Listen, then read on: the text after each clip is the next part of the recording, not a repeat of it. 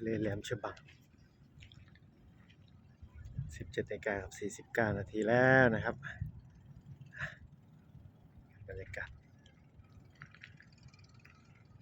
ช่วงค่ำในพื้นที่ท่าเทียบเรือแหลมฉบัง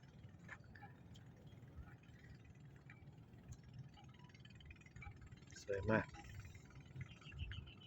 ทิวทัศน์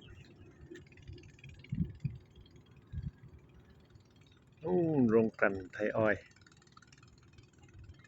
ส่วนโรงกลั่นบางจากถูกส่วนโค้งของเขาตรงนี้บังอยู่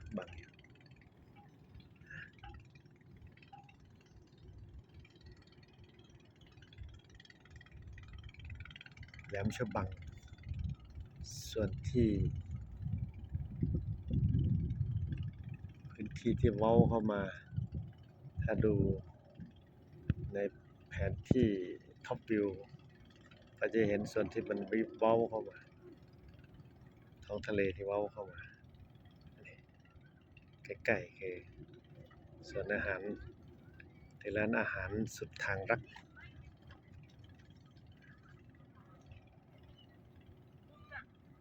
เรือที่เห็นจอดเทียบท่าตรงนี้คือเรือที่เข้ามาซ่อมบำรุงหรือที่อู่ซ่อมเรืออยู่ในไทยชิปยาร์ดถัดไปก็จะเป็นท่าเทียบเรือน้ำลึกแหลมฉบัง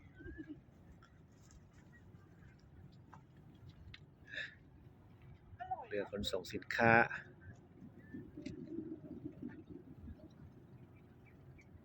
กำลัง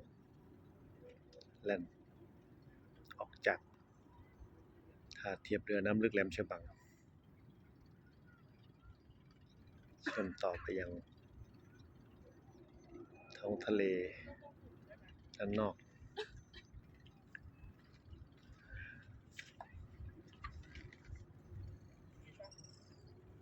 นี่คือจุดชมวิว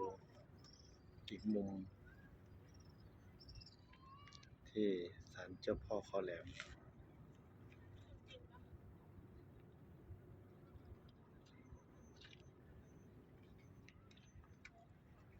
และข้างบนภูเขานี่คือศูนย์ควบคุมสมุทรเขตแหลมฉบัง